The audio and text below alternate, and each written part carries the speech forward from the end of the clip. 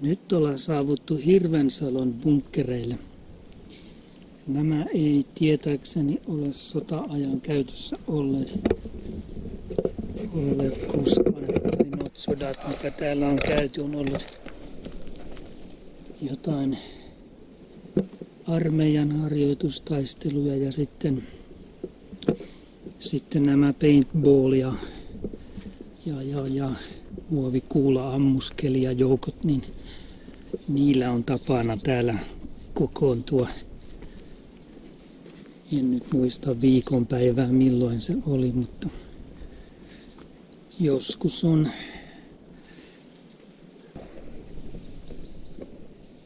Pimeyttä. Noistahan saisi ihan mukavia, kun tarttis kun pari tuntia sitten vähän taas havuja, niin siinähän olisi jo melko mukava paikka. Riippuu tietysti siitä, että minkälaisia höttiäisiä siellä on, että pyöriikö siellä jotain rottia tai muuta.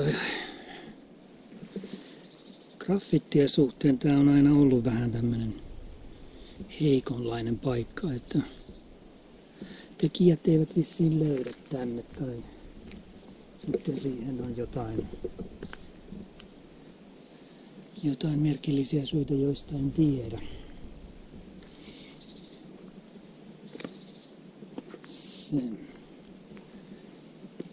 Jos te muuten kysytte, että missä tämmöinenkin sijaitsee tai missä siinä niitä kuulia nyt roikkuu reilusti. Siinä on todisteet, sotaa on käyty.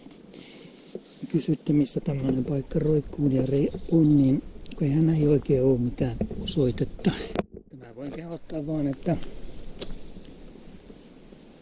ilmakuvapalvelut, niitähän on tosi hyviä nykyään. On Turun Vauksen Varsinais-Suomen ilmakarttapalvelu ja sitten se, mikä on ihan ilmainen, ja sitten toi Google tietysti ja sitten on joku kolmaskin, niin kyllä nämä parhaiten löytyy ihan sieltä vaan katsomalla niin kuin ylhäältä lintuperspektiivistä, niin sieltä nämä löytyvät. Että tämäkin on, kun tullaan sieltä Hirvensalon sillalta, käännytään saman tien siitä oikealle siitä Hirvensalon sillalta ja mennään vähän matkaa sitten siitä ja sitten lähdetään kipuamaan ylöspäin semmoista ylämäkeä, niin sitten ollaan ennen pitkää täällä. Pelkkää nousua vaan. Nousukiitoa.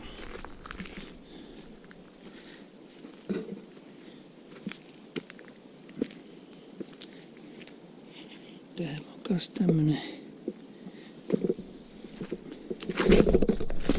perkele. Nyt meinattiin mennä perselle. Liukasta kalliota. Sen verran tasapainoa sen tää vielä löytyy. Niin jännä, kun ostaa tommoset ikään kuin retkeilykengät. Nääkin oikein merkkituotteet, jotkut Salomonit, niin ei ne tämmösiä liukkausasioita oikein osaa ottaa huomioon, kun siinähän tarvitaan semmoinen pehmeä pohja, jotta se pelittäisi liukkaut vastaan. Ja sitä kovaa pohjaa, niin sitä on vaan kauheasti tarjolla. No niin, täällähän on sit kans.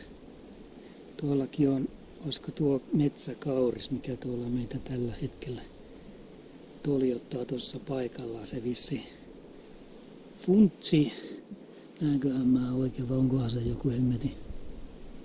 Ei se nyt noin paikallaan voi pysyä. Taitaa olla sit kuitenkin joku risukko. Aurinko just häikii silmi. Ei, kyllä se joku risukko täytyy olla. Ai mikä ei, onko se tämmönen ammuntakuva? Todella. Ei mikään luontokappale tolla tavalla paikallaan kyllä pysy. Täällä on ihan siis komea meininki, on tommoista samaa kalliota. Kato, nyt se liikkuu. Mä ajattelin, että jumala, kyllä se perkele. Se oli vaan niin paikallaan, ettei meinannut Erkkikään ymmärtää, että onsan se. onhan se juuri sitä, mitä ajattelikin. Kyllä oli ovella kettunen. Tai se siis kettu ollut, mutta tässä nyt ei ikävä kyllä ole mitään zoomeja. On tämmönen Pulajan GoPro. Mä en edes tiedä, että onko jossain GoProssa zoomi. Mä luulisin nyt, että jos joku 400 maksaa, niin siellä se menee, mutta en tiedä taltioituuko mitään. Et jos jotain 400 maksaa, niin luulisin, että siinä joku zoomi olisi, mutta en minä tiedä. Tää nyt on tämmönen satasen lainan vehje. Ei ole mikään kuvaston huippumalli. Jos me nyt täältä alas sitten päästään ilman, että ollaan perseelle. Saatanan kalliot.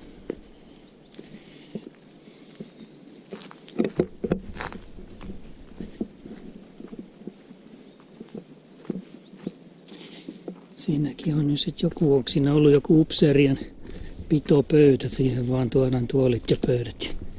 Ainakin olisi komeet istuskella auringonvaloa ja hienoa maisemaa. Ja on se, kattokaa nyt, kaupunkimetsä. Ei olla poissa sivistyksestä oikeastaan lainkaan. Ja tolta se näyttää. Jaha, eipä täällä kyllä kauheasti noita. Tää on siinä mielessä tuttu paikka, että täällä on tehty noita kuvauksia. Tää on sen verran rauhallinen ja otollinen, niin noita. Kun tää minun YouTube-kanavani, niin sehän ei ole alun perin ollut mikään tupetuksen semmonen niinku tämmönen. Tuossakin on joku musiikkivideo. Olen tuossa istuskellut ja sitten se studioraita, niin se on soinut sitten semmoiset matkakaiuttimet ja iPod-musiikkilaite ja sitten mä olen ikään kuin laulannut sen siinä. Ja sitten on vaan tuhottu se mettäs syntynyt ääniraita vekeen ja lyöty se studioraita tilalle. Niin siinä on niinku se idea, että se huulisynkkä pelaisi. Niin. Sitä ikään kuin se idea on vaan matkia sitä, ei varsinaisesti laulaa, vaan ikään kuin, se on ikään kuin playback-laulua. Pyrkiä siihen, mitä sieltä studioraidolta tulee, että se huulisynkkä pysyisi kohdallaan. Tuossa on joku jotain majaa vääntänyt, niin tätä mä just yritin sanoa, että ei tää paljon vaivaa vaatisi, niin tänne pystyisi jotakin juttuja tekemään. Tässä ei tarvitsisi paljon lompsaakaan, joku yksi lainapeite riittää, se on hemmetin pitkä. Kai itse olen kyllä elänyt semmoista nuoruutta ja lapsuutta, että sekin olisi ollut kova vaatimus, että sen takia niistä majoista niin en ole koskaan mitään tulla, kun ei ollut varallisuutta. Ja ilmeisesti jollain muillakin on sitten semmoisia kokemuksia, kun sitten aikuisena vääntää semmoisia mielettömiä majoja sitten, missä ei ole säästelty mitään, ei aikaa eikä rahaa. Ja sit siellä voi niinku asua suurin piirtein vuoden ympäri, että semmoisia sitten näkee joissain yksityisalueilla. Mutta tää on niinku enemmän sitä lapsuuden kuvasta, että voisin kuvitella, että olisin kakarana juuri tämmöisessä jonkun kaverin kanssa pyörinyt. Ei maksanut mitään. Tuo punkkeri on sitten semmonen, missä on kuvattu tämä aina lintuina olla voi, mikä on suosituin, ylivoimaisesti suosituin kappaleeni. Olen tuossa etuosassa istunut ja kamera on ollut täällä takaosassa. Tosin mä en tiedä kuinka suosittu se sitten silleen, koska ne tilastot sitten taas niin kuin väittää Siltovalle, niin että sitä tyypillisesti kuunnellaan silleen, että monta kertaa peräkkäin. Mikä sitten viittaisi siihen, että minulla on joku innokas fani, joka tykkää erityisesti siitä kappaleesta, että mennään ikään kuin sille osastolle, että äiti varmaan tai sille, että se etu siinä on, kun on epäsuosittu, niin niistä tilastoista pystyy poimimaan tällaisia asioita, että jos olisi suuressa suosiossa olisi joku ylimielisyyden halvaannuttama Ture Boelius ja olisi valtavasti katsomisia, niin ei niistä hahmottaisi tämmöisiä pikkuseikkoja ollenkaan, että on joku tämmöinen erityisen kiinnostunut kuuntelija. Sitä ei pystyisi tulkitsemaan sitä, koska sitä dataa olisi niin paljon, että se menisi vaan sellaiseksi massan arvioinniksi. Siinä on nyt sitten joku raffitekijä, että on siinä kuitenkin yritetty. Kuten sanottu, että tämä ei ole, täällä saisi olla ehkä vähän enemmänkin tätä käyntiä. Jos mä vähän tuolla kameralla törkkyn. Jos siellä on vaikka leopardi. Sitten pitäisi tuosta. Sitten taas pelästys tietysti tuolta liukastumista. Siinä olisi voinut käydä huonostikin. Ainahan sitä on ylös noustu. Yllätyskyykkyjä on elämässä riittänyt. Aina se, että on saatana ylös rämmitty, vaikka siinä on mitään järkeä. Tuntuu, että ei siinä ole yhtään mitään helvetin järkeä. Sen kun jää sinne vaan makaamaan ja sanoo hali tuli jallaa. Kyllä joo. Tää on tosiaan siitä mun kanavan syntytarinasta, niin olkohan on sepä. Niitä muistoja. Kanavan syntytarinasta, niin kun mä olin siellä musiikkiterapiassa ollut, niin ensin laulettiin semmoisia karaoke-raitoja ja niistä tehtiin sitten CD-levyjä ja sitten ruvettiin tekemään niitä ihan semmosia, niin kuin, että olisi ihan uutta tuotantoa, ettei olisi mitään vanhaa, niin niitä syntyi sitten 24 kappaletta plus sit muutamasta tehtiin semmoinen uudelleen sanoituskokeilu. 6 ehkä tehtiin. Ja sitten oli se, että mihin niitä sitten kun tuo terapeutti oli kovasti sitä mieltä, että CD-levyä vaan. Ja sitten kun mä ajattelin, että kun helvetti, kun ei mulla ole ketään. Ei mulla ole ketään ihmistä, kenelle antaa niitä CD-levyjä ja eikä mulla ole enkä mä tunne semmoisia ihmisiä, joilla olisi niinku CD-soittimiakaan. Ne on niin hienoja. Äidinkin luo, kun käy, vaikka hänkin on nyt jo 70 jotain, niin oikein kylmää, että missä niin kuin näkyy se eletty elämää. Kun se on kuin jonkun 20-vuotiaan neito Pimmusen kämppäät, niin se on todella hämmentävä kokemus, että ihminen ei taltioi historiasta mitään. Jonkun vain sen hetkisen trendin aallon harjalla, kun sillä on sitten semmoinen valkoinen tyhjä kämppä, niin kuin nyt sit kuuluu sit olla näillä, jotka ikään kuin seuraa trendejä, jotka muuten ei välttämättä ole arkkitehtejä. Kun minä olen seurannut tämmöistä arkkitehtien kodit-sarjaa, niin eihän niillä semmoisia kämppiä ole. Et se on joku ihan taas mielikuvituksesta temmattu asia, että se valkoinen tyhjä kämppä olisi jotenkin upea. Minä ainakaan siinä kauheasti mitään upeata näe.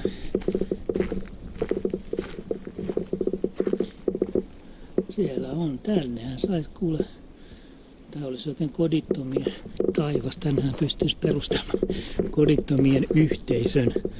Jos tulee maailman loppu, niin tänne voisi ikään kuin pesiytyä joku tämmöinen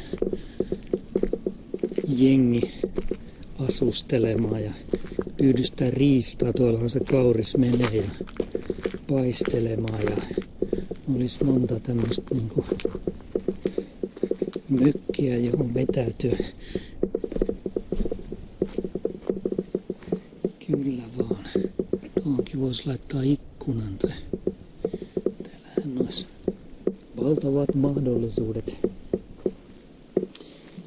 Joo, tosiaan se syntyi sit siitä, että kun ei ole ketään, jolle antaa niitä CD-levyjä. Mä ajattelin, että lyödään sinne tuubiin. Että sieltä sit sukulaiset, ketkä haluaa, niin voi kuunnella. Tuskin nyt paljon kuuntelevat. Ja sitten on se mahdollisuus, että jollekin muulle sitten osuu silmiin tai tulee kuunneltua. Että minusta se oli niin järkevämpää. Terapeutti kyllä sitä jotenkin tuntui vastustelevan. Mutta sitten jotenkin, kun mä en oo mikään siltaval, mikään pöytälaatikkorunoilija, niin mielestäni luova tuotos, niin se yksi A-kohta on se, kun se tehdään, ja B-kohta on se, kun se vastaanotetaan. Jos olisit lähtenyt sille CD-levylinjalle, niin siellä nyt raakkuu. Niin siinä olisi ollut sitten se ongelma, että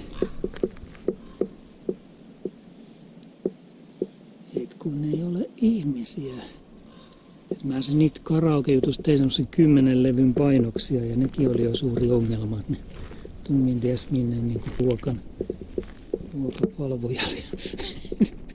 Minne sattui terapeuteilla tietysti, koska niiden kanssa mä olin tekemisissä. Kyllähän se hyvin erittäin hienosti konkretisoitui se ongelma niiden levyjen kanssa, että mitä järkeä sitten olisi enää ollut lähteä tekemään.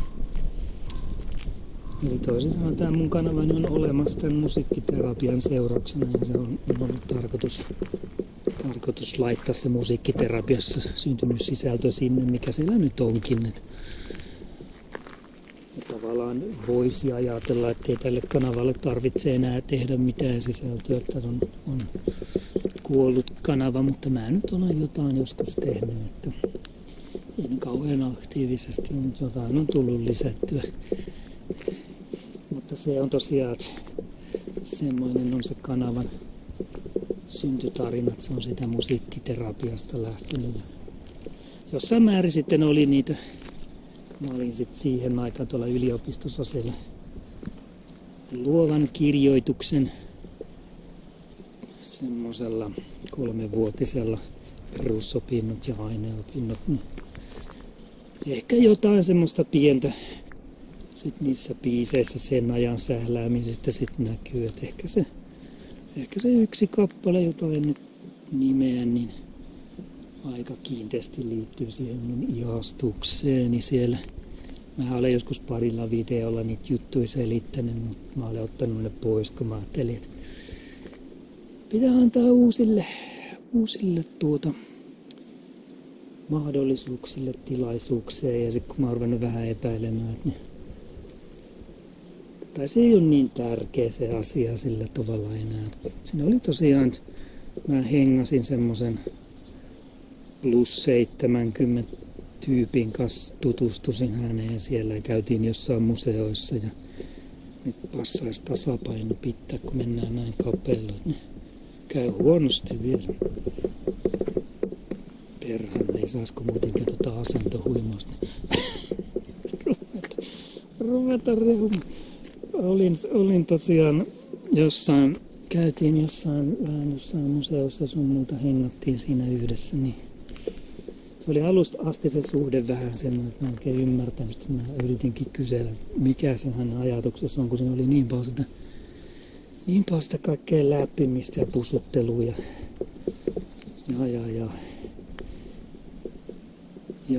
jalka, mikä tämä nyt sitten on, kun istutaan pöydässä vastakkain, toinen koukkii sitten sillä jalalla niin kuin mun jalan pohjaa ja jalkapeliksikö sitä sanotaan. Ja siinä oli tämmöistä, niin että mä ajattelin, että ei helvetti, että niin kuin, en mä ymmärrä, mä voin tämmöisen ihmisen kanssa niin kuin olla tekemisissä, että sehän on selvästi jotenkin, niin kuin, se tahtoo jotain, mitä minä en voi antaa. Että hänen kanssa mä sitten lähinnä oli tekemisissä. Se oli semmoinen nuorempi likka tosiaan, mihin mä olin ihastunut. En mä hänestä mitään muuta sitten tiennyt muuta kuin, että hän on hyvin anteeksi antamaton luonne. Häneltä ei anteeksiantoja tipu, eikä hän niin kuin ilmeisesti ymmärrä sitä elämän perusluonnetta, että joskus me munataan ja mokataan ja Ja sitten pyydellään anteeksi ja sitten jatketaan taas, että tämä koko periaate oli hänelle ihan tuntematon, että enkä mä nyt sitä nyt voi tosissaan sanoa, että oikeasti, että nyt olisin niin kauheasti munannut. Sitä on niin vakavia asioita tässä maailmassa. Joo, mutta siinä sitten tosiaan oli se nuorempi likka, mutta en minä hänestä mitään. Ja sitten oli tosiaan tämä ajatus, että kun tämä vanhempi sitten oli tekemisissä sen, sehän jopa sanoi mulle se vanhempi, että hän olisi huomannut sitä koko likkaa eikä ajatellut koko asiaa, eli minä olisi sitä vähän niin kuin tunnusti mustasukkaisuutessa muuten, että niin. Se on tietysti selvää, että hän on kaikella sillä kieroudella, mitä tuommoinen vanha ihminen pystyy, niin jättänyt kertomatta kaiken, mikä herättäisi minua kohtaan jotain sympatiaa ja kertonut sitten sen kaiken, mikä ei herätä. Että näin on varmasti tapahtunut, mutta mä niissä vanhoissa videoissa annoin sille ja liikaa painoarvoa. Ei semmosella ole mitään merkitystä. Hän on tietämättään ahneuksissaan mahdollisesti hyvin todennäköisesti tehnyt minulle vaan suuren palveluksen. Kyllä se kaipaus melkein kuitenkin on jäänyt tähän vanhempaan. Hänen kanssaan oli tekemisissä, hän oli hyvä ihmistuntija ja hauska ja kaikkea, mutta sitten kun mä nyt voi olla semmoisen ihmisen kanssa tekemisissä, joka ei ymmärrä selvää suomen kieltä. Loppuu se läppiminen ja sitten hän kehtaa vielä esittää semmoista tyhmää, niin kuin hän ei yhtään ymmärtäisi sitä, että miksi minä en halua olla hänen kanssaan. Että se oli sitten se viimeinen niitti, kun tuli tavallaan se dementiavaihe, kun hän rupesi perumaan kaikkia sanomisia ja leikkimään semmoista, niin kuin, tiedätkö vaikka minkälaisia ihmisistä tulee silloin, kun ne on häissä tai silloin, kun ne on niin kuin oikeudessa, niin niistä tulee niin kuin semmoisia ekstra tyhmiä, joita pitäisi niin kuin työntää ja vetää, niin hänestä tuli sitten just sellainen, että hän ajatteli, että sillä ne asiat sitten ratkaistaan, ja se oli mulle sitten taas semmoinen viimeinen niitti, että jolle sen verran olisi selkärankaat, niin että ihan rehellisesti tunnustaisi, että on siinä nyt vähän semmoista ihastumisen tynkää ollut, niin ja voisin tässä vähän vähemmän läppiä, niin kaikki olisi ollut ihan kunnossa. Oltaisiin voitu jossain chillailla ja yhdessä mennä niin kuin ennenkin, mutta se sitten jäi. Kyllä tämä melkein tässä on nähty, ei tämä nyt niin kauheasti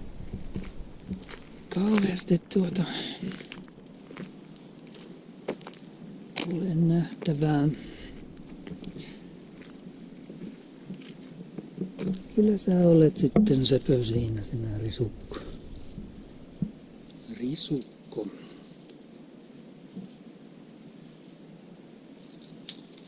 Ei muuta kuin rakentamaan siihen vaan, jos mä jäänkin tänne.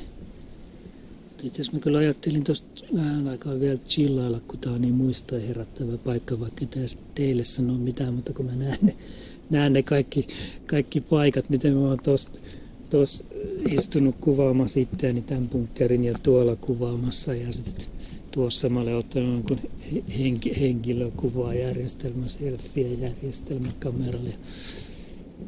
Siinä mielessä tämä oli semmoinen, yleensäkin niin kuin terapian jälkeen mä tulin usein juuri tämmöiseen mestaan vähän rauhoittumaan joihinkin näihin bunkkerimestoihin, kun kaipasin vain semmoista rauhaa. Se on loppuun aika uuvuttavaa selittää semmoisia asioita ja selviikö niistä sitten loppujen lopuksi mitään. Elämässä on kuitenkin semmoinen tietty peruspaskan vaihde, että et sä voit tehdä mitään ja sä olet vaan sen kohtalosi. Tämmöinen länsimainen opettaa liikaa semmoiset asiat on hirveästi hallittavissa. Ja ollaan semmoisessa hallinnan harhassa.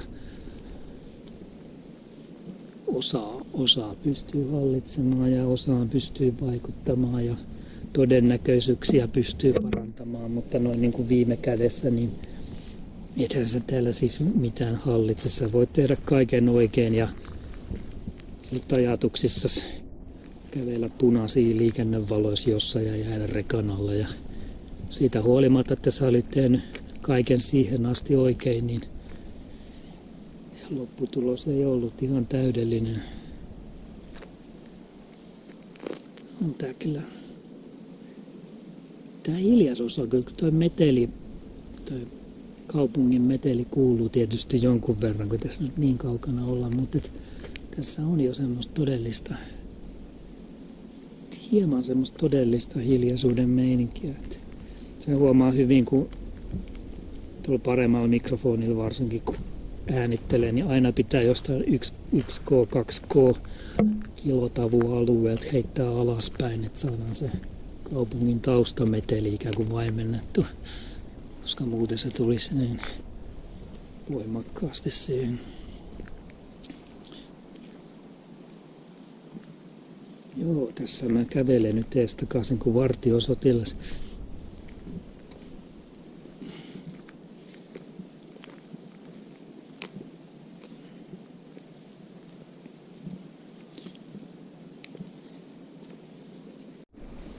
Nyt olemme saapuneet Flemingin puistoon, jossa on myös näitä taidekontteja, joita Turun kaupunki on laittanut, jossa on myös hienot näköalat. Niitä me kohta ihailemme yhdessä iloiten. Siinä on hampaat hieman mäsänä. Niin siinä voi käydä, kun tää pallo on tehnyt paljon hienoja. Olen niitä paljon kuvannutkin tuonne R-sivustolleni joskus. Siellä onkin näköjään nyt ihmisiä, niin taiteilijatyössä, niin pitää tyydytään nyt tämmöiseen kulmaan eikä mennä sen pitemmälle, kun en halua kuvata ihmeisiä.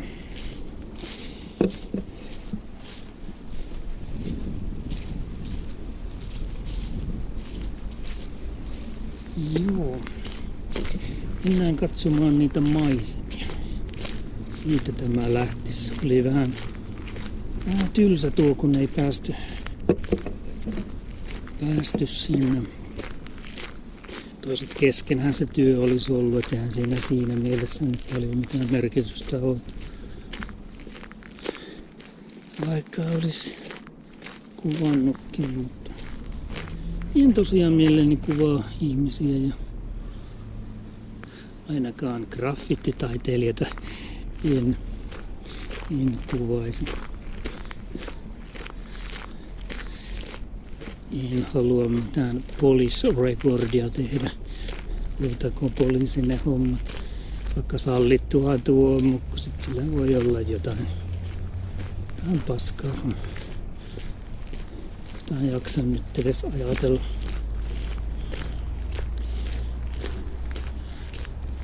Jaahas. Mutta täälläkin tosiaan on jotain pientä meininkiä.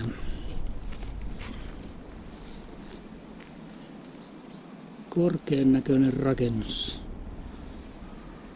Täällähän siellä mahdetaan säilytellä. Täällä on myös hemmetin komeita puita.